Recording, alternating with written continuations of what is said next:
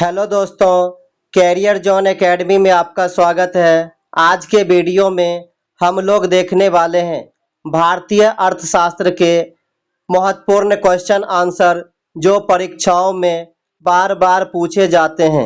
आप लोग इस वीडियो को शुरू से लेके अंत तक जरूर देखिएगा। कितने क्वेश्चन का आंसर सही कर पा रहे हैं, अपना स्कोर कमेंट बॉक्स में जरूर बताइएगा। दोस्तों, आज के वीडियो को शुरू करते हैं। आज के वीडियो का पहला सवाल, किस बैंक द्वारा किसानों को दीर्घकालीन वित्तीय सहायता प्रदान की जाती है? दोस्तों, इस सवाल का राइट आंसर है ऑप्शन नंबर बी, भूमि विकास बैंक।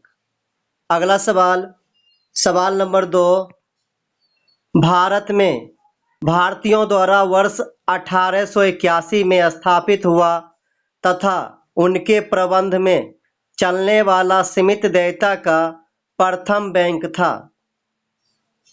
इस सवाल का सही आंसर है option number B, Awadh Commercial Bank. अगला सवाल, सवाल नंबर 3, नाबार्ड किसका नाम है? इस सवाल का सही आंसर है ऑप्शन नंबर सी, कृषि सहायक विशिष्ट बैंक। अगला सवाल, सवाल नंबर 4, भारतीय रिजर्व बैंक द्वारा खुले बाजार में प्रतिभूतियां बेचने पर निम्न में से क्या होता है? दोस्तों, इस सवाल का सही आंसर है ऑप्शन नंबर बी, मुद्रा की आपूर्ति घट जाती है।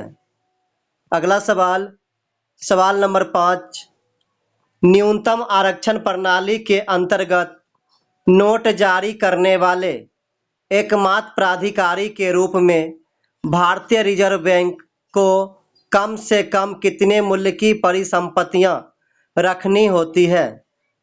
दोस्तों, इस सवाल का सही आंसर है ऑप्शन नंबर सी, 115 करोड़। अगला सवाल, सवाल नंबर 6, निम्नलिखित में से वह बैंक कौन सा है जिनका नाम एक नदी के नाम पर रखा गया है?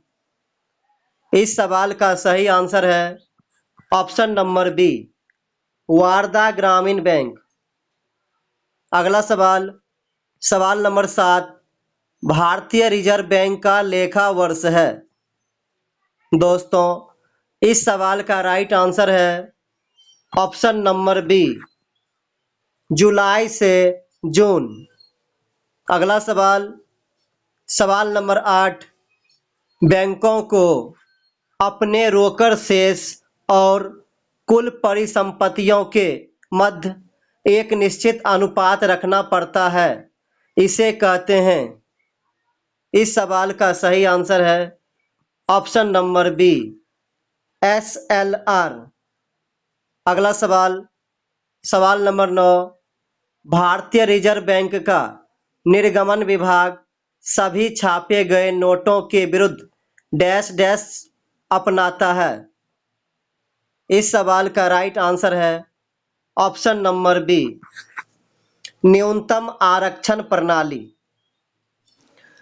अगला सवाल, सवाल नंबर 10, वर्ष 1921 में बंगाल, चेन्नई और मुंबई के प्रेसिडेंसी बैंकों को मिलाकर एक नया बैंक बनाया गया था। बाद में उनका राष्ट्रीयकरण किया गया। उस समय उस बैंक को नया नाम भी दिया गया। वह नाम क्या था? दोस्तों, इस सवाल का राइट आंसर है option number C, Imperial Bank of India. अगला सवाल, सवाल नंबर 11, नरसिंह समिति ने देश में बैंकिंग ढांचे को कितनी स्तरीय बनाने की संस्तुति की थी? इस सवाल का राइट आंसर है ऑप्शन नंबर सी, 4 स्तरीय। अगला सवाल, सवाल नंबर 12, भारतीय रिजर्व बैंक है। दोस्तों, इस सवाल का सही आंसर है ऑप्शन नंबर सी, केंद्रीय बैंक। अगला सवाल, सवाल नंबर 13, हाल के वर्षों में भारतीय रिजर्व बैंक ने मुद्रा बाजार को प्रभावित करने के लिए किस उपकरण पर अपनी निर्भरता बढ़ाई है? इस सवाल का सही आंसर है ऑप्शन नंबर सी, खुले बाजार की क्रियाएं। अगला सवाल, सवाल नंबर 14, व्यापारिक बैंकों द्वारा जनित शाख का नियंत्रण कौन करता है? दोस्तों, इस सवाल का राइट आंसर है ऑप्शन नंबर डी, भारतीय रिजर्व बैंक। अगला सवाल, सवाल नंबर 15, भारत में किस प्रकार की वाणिज्यिक बैंकिंग व्यवस्था है? दोस्तों, इस सवाल का सही आंसर है ऑप्शन नंबर सी, शाखा बैंकिंग। अगला सवाल, सवाल नंबर 16, देश का सबसे बड़ा वाणिज्यिक बैंक कौन सा है?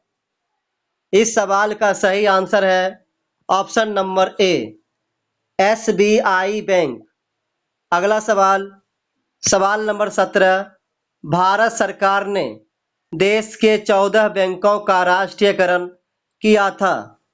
दोस्तों, इस सवाल का सही आंसर है ऑप्शन नंबर ए, जुलाई 1969 में। अगला सवाल, सवाल नंबर 18, भारत का औद्योगिक विकास बैंक आईडीबीआई कब स्थापित हुआ था? दोस्तों, इस सवाल का राइट आंसर है ऑप्शन नंबर डी, 1964 में। अगला सवाल, सवाल नंबर 19, भारत में ऋण नियंत्रण का प्रचलन किसके द्वारा किया जाता है? दोस्तों, इस सवाल का सही आंसर है ऑप्शन नंबर सी, भारतीय रिजर्व बैंक। अगला सवाल, सवाल नंबर 20, निम्नलिखित क्षेत्रों में से कौन एक क्षेत्र बचत में सर्वाधिक योगदान करता है? इस सवाल का सही आंसर है ऑप्शन नंबर सी, घरेलू क्षेत्र। अगला सवाल, सवाल नंबर 21, भारतीय अर्थव्यवस्था के लिए वृद्धि की हिंदू दर पद किसने बनाया था? दोस्तों, इस सवाल का सही आंसर है ऑप्शन नंबर बी, राजकृष्ण। अगला सवाल, सवाल नंबर 22, विश्व बैंक का एक अन्य नाम है। दोस्तों, इस सवाल का सही आंसर है ऑप्शन नंबर ए, अंतर्राष्ट्रीय पुनर्निर्माण तथा विकास बैंक। अगला सवाल, सवाल नंबर 23, प्रोफेसर अमर्त्य सेन को नोबेल पुरस्कार किस क्षेत्र में उनके योगदान के लिए दिया गया था? दोस्तों, इस सवाल का सही आंसर है ऑप्शन नंबर सी, कल्याण अर्थशास्त्र। अगला सवाल, सवाल नंबर 24, मुद्रापूर्ति को कम करके मुद्रास्फीति को रोकने की प्रक्रिया कहलाती है?